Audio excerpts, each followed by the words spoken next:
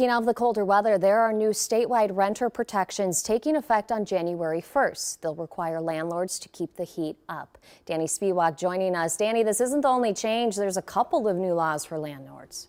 Yeah, Morgan, starting this Monday, January 1st, building owners who control the heat must keep the temperature at least 68 degrees from October through April. That's a change, obviously, that you'll feel right away. But a number of other measures also take effect next week that both renters and landlords should be paying attention to.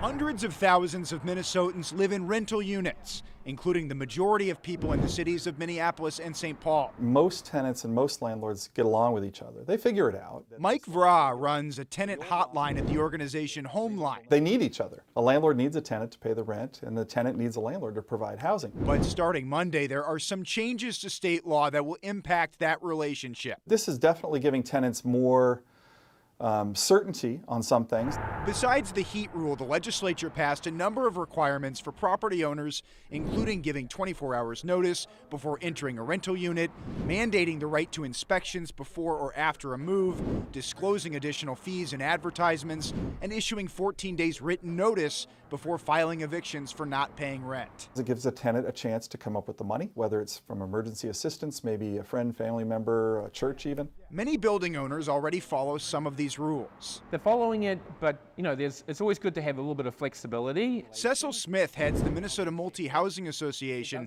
which represents 2,000 housing providers. It just adds a lot of cost. When we keep adding lots more regulations onto the housing sector, it doesn't improve the housing affordability challenge. It only makes it harder. For example, Smith points to the 14-day eviction notice. There's 2 more weeks before any rent gets paid. He also takes issue with the 24-hour notice of entry. And that doesn't allow for flexibilities like, deliveries of new appliances. Sometimes hard to get a delivery done. Previously, landlords only had to give what was known as reasonable notice, although some used 24 hours as a general rule. But there was that handful of landlords that didn't, and so this gives everybody some clarity on what's fair.